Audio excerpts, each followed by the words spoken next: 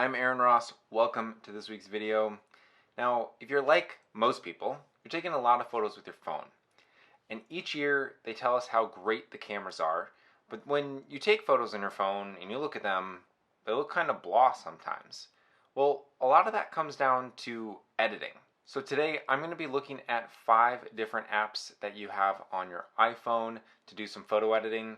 That's going to be the native Photos app, Snapseed, VSCO, Darkroom, and Lightroom. Now, I know there's probably some other options on Android, but I personally use the iPhone, so that's what I have access to. Also, I've done this on the iPad, as that is the main device that I do my photo editing on. So if you want to check out that video, you can check it out above. Now, as I go through these apps on the iPhone, I'm going to be giving the pros and cons, rating them in a couple of different categories, and ultimately making my recommendation to what is the best app to use when you want to edit photos on your phone.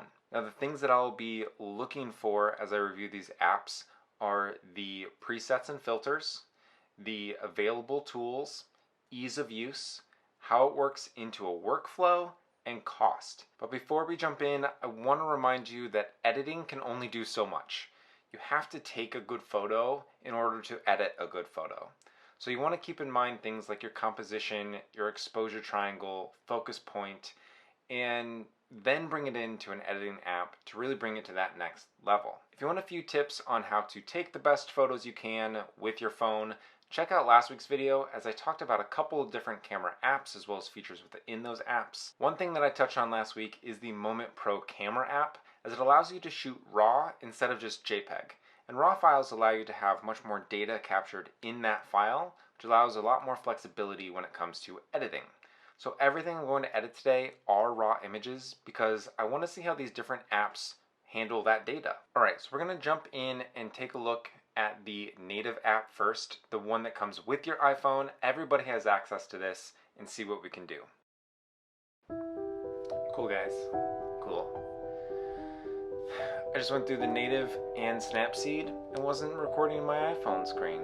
So we're gonna have to redo all that. Alright, let's try that again.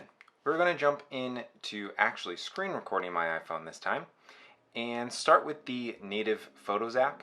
So I have a couple of photos. I'm not gonna edit every single one of them in every single app, but we'll go ahead and start with this one. This is from a state park here in Illinois, and obviously a couple months back in kind of the fall foliage.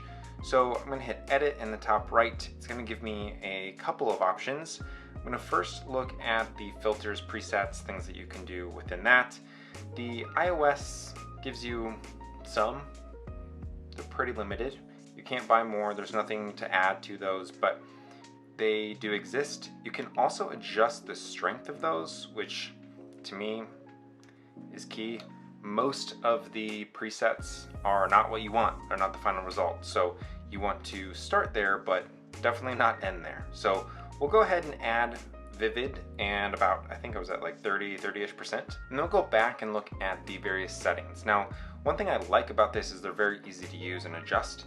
Pretty much every setting that I click on is just a scroll at the bottom to adjust how much of that setting is impacting your actual image. So to quickly run through some of the things we have things like exposure, highlights, shadows, contrast, black points, saturation and vibrance, your warmth and tint, as well as some sharpness, noise reduction, and a vignette. So just a super quick edit on this.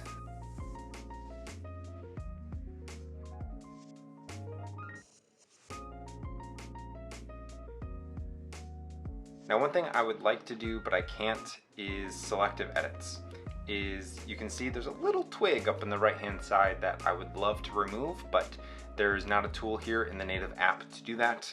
Really, the only way to do that would be to crop it out, and there's also some twigs sticking out at the bottom left, out in the river there.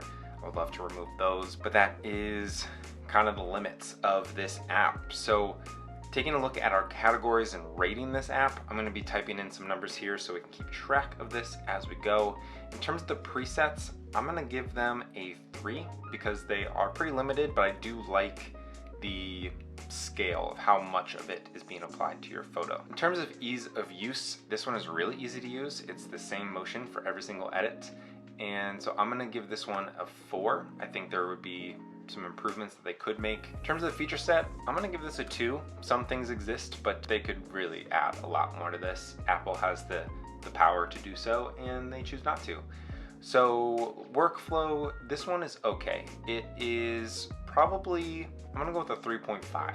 How about that? Because you take the photos in the Photos app and you can click right into this. It doesn't necessarily save originals in the way that I would like it to, but it is pretty easy. I'll give it a 3. I could probably go a 4 there, but we'll leave it there. In terms of cost, this is free, so we're gonna give it a 5. It comes with every single iPhone. So that brings our total to 17.5. Next up is going to be Snapseed. Now to open a file, you first have to hit open, and this is a little different. You can go into open from device and find the album that you want. So I have some iPhone edit files here, and you're only doing one photo at a time. You're not necessarily importing it into Snapseed.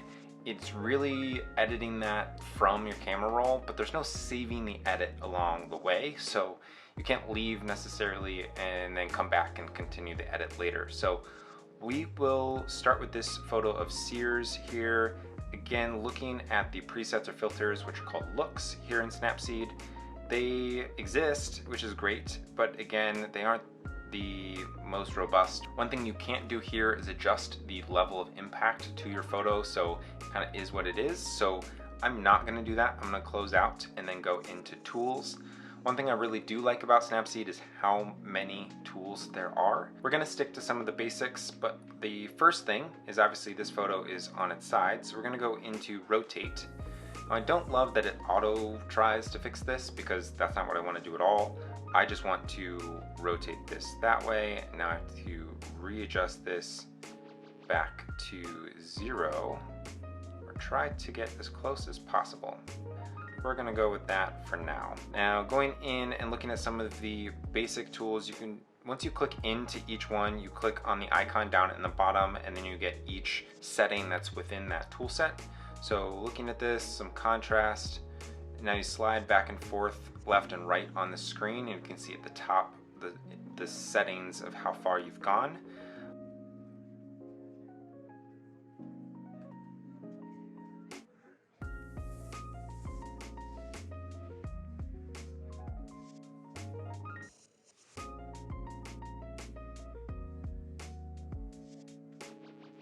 Now with all of these, you're basically using your finger on the screen, so it does get a little wonky at times, but to me, that you can see it just by holding your finger down on the screen. It shows you the original and then where you are.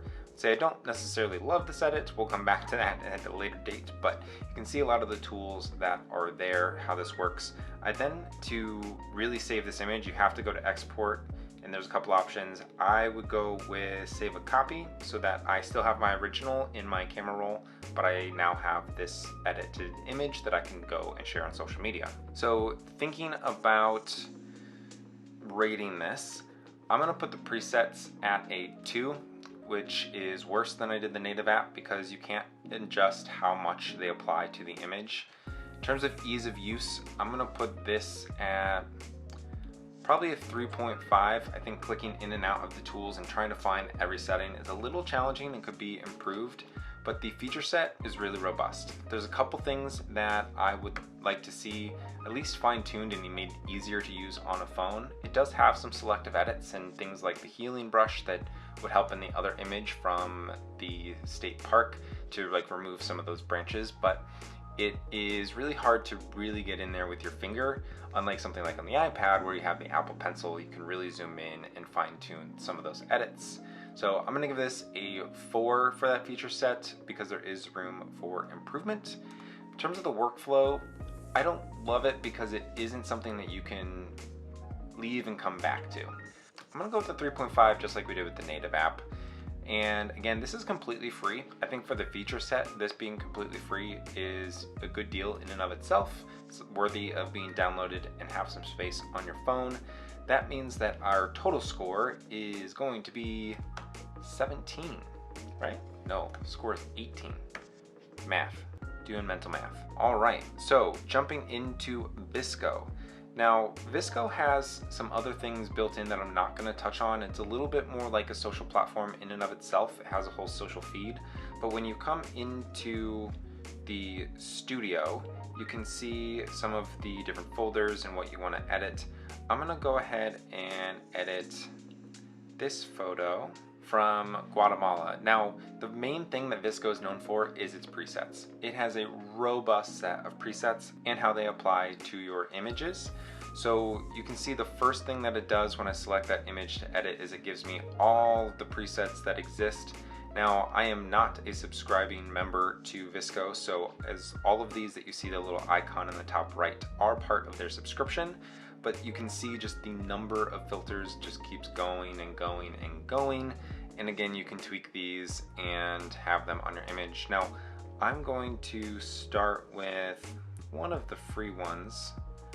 Let's just go ahead and click in and pull this one back a little bit. And now it pulls you into the editing flow of kind of the basic edits.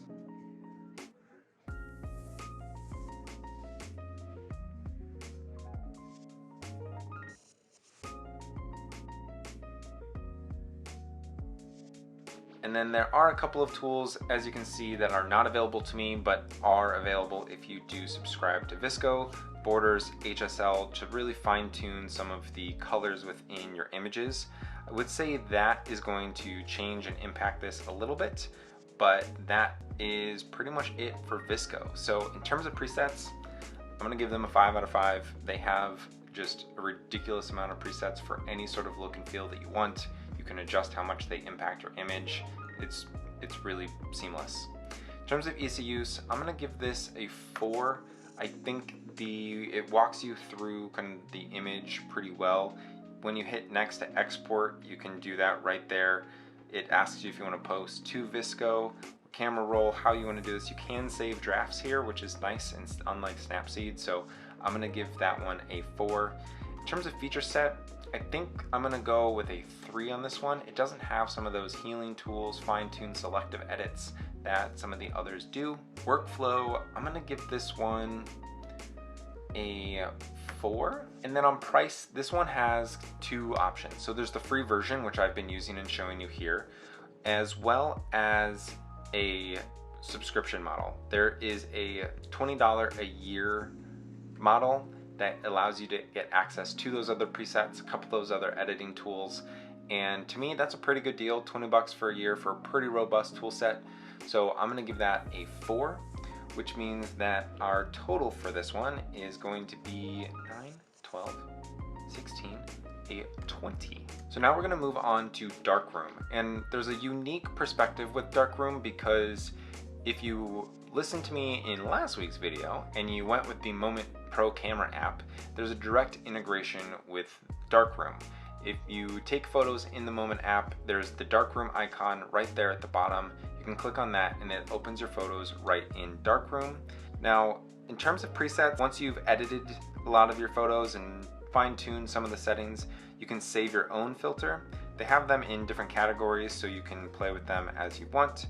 Now, this is not adjustable in terms of the entire preset and how it impacts your image, but once you've selected it, if I go into some of our other tools, you'll see what has been applied. You can see the contrast is there. If I go into some of the tone curves, you see the adjustments have been made. Some of our HSL sliders have been adjusted, so it isn't impacted. It's not a slider that you, again, can't overall say, I want this to be applied at only 50%, but you can go in and fine tune every setting that is being applied from the filter and preset. So a little bit different than some of the others.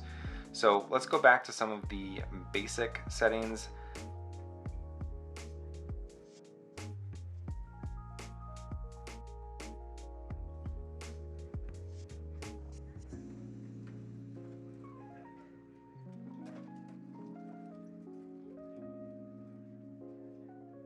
You also, one thing I want to call out is in the top right, you have your histogram.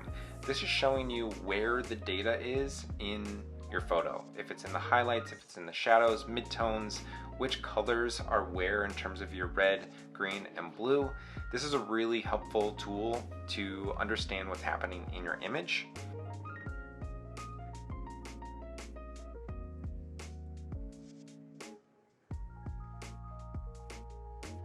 One other thing that I think is interesting, not something I use a ton of, but they do have frames if I just want to go ahead and get this ready for Instagram. If you are an Instagrammer that does the square format, but you put it on a white background, that's ready for you right here. You can even adjust how much your photo is inset within that, and other borders in terms of how it impacts the layout and how your photo sits on that white background. You can also adjust the color of that background if you want. It doesn't have to be white. You can make it whatever you want to contrast the image that you are getting ready to share. When I go to share, I have a couple of options. This is to modify the original or save copy, or I can export to other apps directly. I'm gonna go ahead and save a copy so I still have that raw image on my camera roll. Now I can go share that to an Instagram story or Twitter, wherever I want to post that. So Darkroom, I'm gonna give the presets a 4. I think they have some good ones that are adjustable. I personally like the way they apply the different settings to your image, and then you can go and fine tune each setting as opposed to the entire thing. In terms of ease of use, this is one that takes a little bit more understanding of photography and general editing in terms of desktop apps. So I am gonna give this probably a 3.5. It's not quite as intuitive as the native app or something like that. So feature set, I'm gonna give a 4. It still doesn't have some of the selective tools that I've been looking for in terms of gradient filters, healing brushes, things like that. And I do think on an iPhone that would be hard to implement well anyways, but that's part of the deal. In terms of workflow, I'm gonna give this a 4.5 for me. This is because I really like the integration with the Moment app. It is really intuitive in terms of the workflow. So I'm gonna give it a 4.5. And then in terms of cost, this is a little bit more expensive. It is only $19.99 a year. There's not a free option for this one. So unlike VSCO that has the free version and the $20 a year, this is just $20 a year. That's probably the best bang for your buck. They have a monthly option as well as a one-time fee, but I would say the $20 a month option is going to be the best value. So I'm gonna give that a 3. So our final score for that one, for Darkroom, is a 19. And then last up is going to be Adobe Lightroom. So if I go, now I do have to create a new album. I'm gonna go iPhone edits, since that's what we're doing. Going to import from camera roll. So let's go back to this Sears image. I'm gonna go ahead and rotate this one.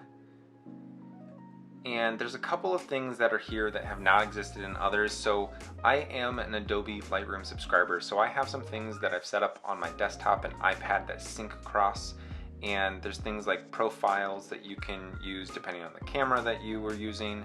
You can also scroll all the way over to presets. There are some that come in Adobe, but I have my own user presets. I've also purchased some from a couple of different creators, and I have those in here as well.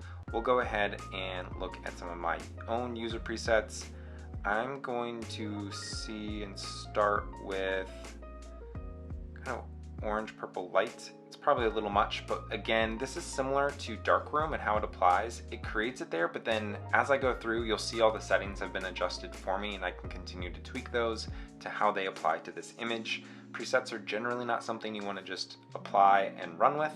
You want to use that as a foundation and continue editing past that. Lightroom now has versions as well. I can go into versions and create addition. If I like an edit but I want to continue to tweak it, or I want to create a black and white version, you can do that as well. Create a version, name them, and come back to them.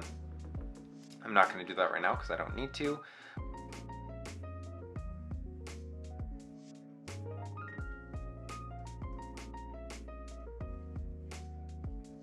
And then this is where Lightroom really takes the lead in terms of functionality and the feature set.